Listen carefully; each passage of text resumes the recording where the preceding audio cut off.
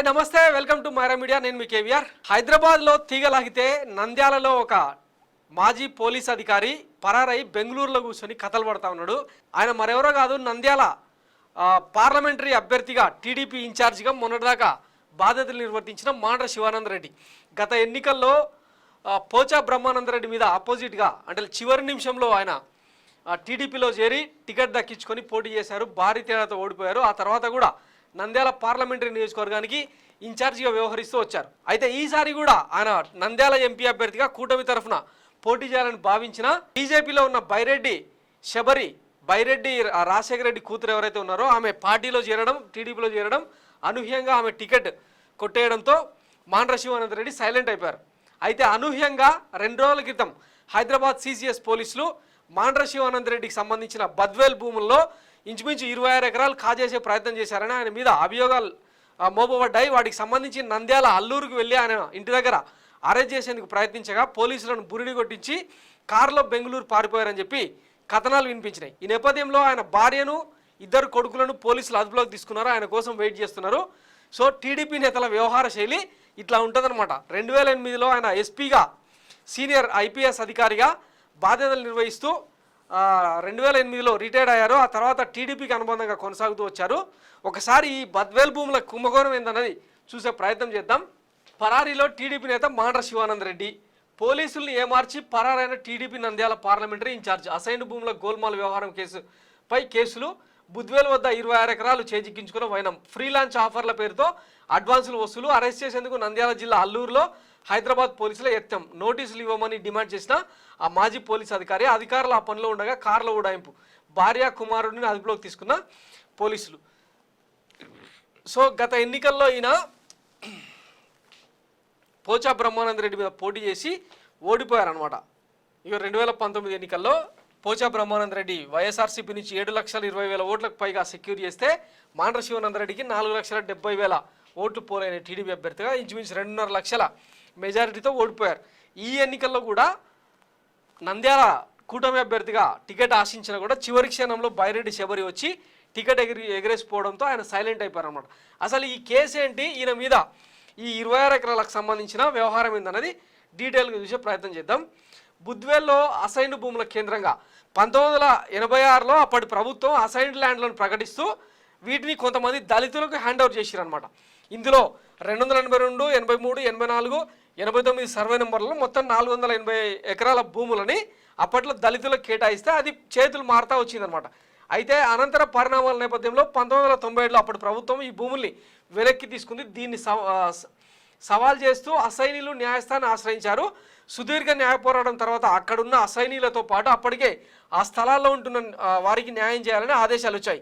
2008లో YS Rajasekhara Reddy ప్రభుత్వం ఒక్కో అసైనికి 800 చదరపు గజాలు కేటాయిస్తూ ఉత్తర్వులు ఇచ్చింది. వారికి విక్రయించే హక్కులు మాత్రం ఇవ్వలేదు. దీంతో అసైనీలు విక్రయ హక్కుల కోసం ప్రభుత్వానికి దరఖాస్తు చేసుకున్నారు. మొత్తం మీద ఒక్కో అసైనికి 800 చదరపు గజాల చొప్పున 66 మందికి ఆ స్థలంలో ఉంటున్న ఒక్కొక్కరికి 400 చదరపు గజాల చొప్పున 82 మందికి ఇచ్చే ప్రయత్నాలు జరిగాయి. అయితే ఇక్కడ ఏం జరిగిందంటే భాగస్వాముల విభేదాలతో ఈ నేపథ్యంలో ఈ భూముల కోసం టీజే ప్రకాష్, కోనేరు గాంధీ, ఎస్ దశరథ రామారావు రంగంలోకి దిగారు. అసైనీలుగా ఉన్న గుంటి నరసింహులు తదితరులతో 69,200 చదరపు గజాల స్థలంపై అవగాహన ఒప్పందాలు ఎంఓఎల్ చేసుకున్నారు. వీరికి చెల్లింపులు చేయడానికి గూడూరు కృష్ణ, రవి రాంబాబు, ఎంసీహెచ్ రాఘవరావు తదితరుల నుంచి 2014-18లో పెట్టుబడులు తీసుకున్నారు. ఈ సందర్భాల్లో సర్వే నెంబర్ 282, 89లో ఉన్న స్థలం నుంచి కొంత భాగం వీరికి ఇచ్చేలా అది అసైన్డ్ భూమి కావడంతో గరిష్టంగా 6 నెలల్లో ప్రభుత్వం నుంచి అన్ని అనుమతులు పొందేలా ఒప్పందాలు చేసుకున్నారు. 2022 నాటికి ఈ తంతు పూర్తి కాకపోవడంతో భాగస్వాముల మధ్య విభేదాలు తలెత్తాయి. దీంతో గూడూరు కృష్ణ, రవిరాంబాబు, ఎంసీహెచ్ రాఘవరావు తదితరులు సిసిఎస్లో ఫిర్యాదు చేయడంతో 2022 అక్టోబర్ 18న ప్రకాష్, గాంధీ, దశరథ్పై 4 కేసులు నమోదయ్యాయి. వీటి దర్యాప్తులో ఆయన పాత్ర వెలుగులోకి. ఈ 4 కేసుల దర్యాప్తులో మాండ్ర శివానందరెడ్డితో పాటు ఆయన భార్య ఉమాదేవి, కుమారుడు డైరెక్టర్లుగా ఉన్న కంపెనీ పాత్ర వెలుగులోకి వచ్చింది. 2015-16లో రంగంలోకి దిగిన శివానందరెడ్డి తాను బయటకు రాకుండా టీజే ప్రకాష్, కోనేరు గాంధీ, దశరథ రామారావులను ముందు పెట్టి కథ నడిపారు. ఈ భూముల్ని తన కంపెనీ పేరుతో రాయించుకోవడంతో పాటు రాత్రికి రాత్రే అనుమతి జీవోలు తెప్పించుకున్నారని వెలుగులోకి వచ్చింది. పట్టాలు కూడా అసైనీలకు ఇవ్వకుండా, లేఅవుట్ కూడా వేయకుండా వారిని భయపెట్టి రిజిస్ట్రేషన్లు కూడా పూర్తి చేసినట్లు సిసిఎస్ పోలీసులు గుర్తించారు. గజం కనిష్టంగా 12,000 నుంచి 15,000కు సొంతం చేసుకున్నట్లు బయటపడింది. ఈ విషయాలు వెలుగులోకి రావడంతో కేసులు మరో మలుపు తిరిగాయి. ఈ వ్యవహారంలో అప్పటి కొందరు అధికారుల పాత్ర కూడా ఉన్నట్లు తేలింది. జనవరిలో కోర్టు అనుమతితో సిసిఎస్ పోలీసులు శివానంద్ రెడ్డికి చెందిన వెస్సెల్లా గ్రూప్ కార్యాలయంలోనూ ఆయన ఇంట్లోనూ సోదాలు చేశారు. పలు కీలక డాక్యుమెంట్లు స్వాధీనం చేసుకున్నారు. మొత్తం 26 ఎకరాల అసైన్డ్ భూములు చేజిక్కించుకున్న శివానంద్ రెడ్డి వెస్సెల్లా గ్రూప్ పేరిట 400 చదరపు గజాలు, 5,000 చదరపు అడుగుల బిల్డప్ ఏరియా, 800 చదరపు అడుగుల 10,000 చదరపు అడుగుల బిల్డప్ ఏరియా విస్తీర్ణంలో లగ్జరీ విల్లాలు నిర్మిస్తామని ప్రచారం చేయడం కాకుండా ఫ్రీలాన్స్ ఆఫర్ల పేరుతో చదరపు అడుగుకి 10,000 చొప్పున అనేక మంది నుంచి అడ్వాన్సులు సైతం వసూలు చేశారని ఆ డాక్యుమెంట్ల ఆధారంగా గుర్తించారు.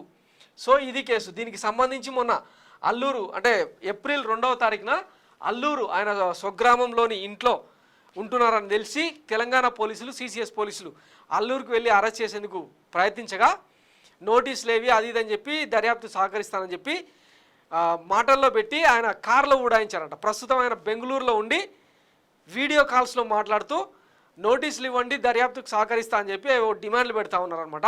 సో ఇప్పుడు ఇది తీవ్ర చర్చనీయాంశం అవుతుంది. టీడీపీ నేతలు అందరూ కూడా ఇట్లనే ఉన్నారా? అధికారంలో లేకపోయినా కూడా వాళ్ళ చరిష్మా ఎట్లా ఉందో ఒకసారి చూడండి. పైగా ఆయన 2008లోనే ఐపీఎస్ అధికారిగా ఉంటూ రిటైర్ అయ్యారనమాట. అట్లాంటి వ్యక్తికి చంద్రబాబు ఆశ్రయం ఇవ్వడం, ఈ భూదందాల్లో ఆయన పాలు పంచుకోవడం, ఇవన్నీ ఏం కథలో ఏందో మరి వాళ్ళకే తెలియాలి. సో మొత్తం మీద నంద్యాలలో ఆయన కోసం వెయిట్ చేస్తున్నారంట. రేపో మాపో అరెస్ట్ చేసే అవకాశం కూడా ఉంది. ఇది మరొక తలనొప్పిలా మారే అవకాశం ఉందన్నమాట చంద్రబాబు నాయుడికి. రాయలసీమలో అసలే దీనస్థితిలో ఉన్న టీడీపీ కూటమి అభ్యర్థులు ఈ నంద్యాల మాండ్ర శివానంద్ రెడ్డి వ్యవహారంతో మరింత లోతుల్లో కూరిపోయే అవకాశం ఉందన్న చర్చ అయితే పెద్ద ఎత్తున జరుగుతుంది స్థానికంగా. చూద్దాం మరి ఈ కేసులో ఎట్లాంటి ట్విస్టులు నమోదవుతాయో. Thanks for watching Myra media. నేను మీ కేవీఆర్. Thank you.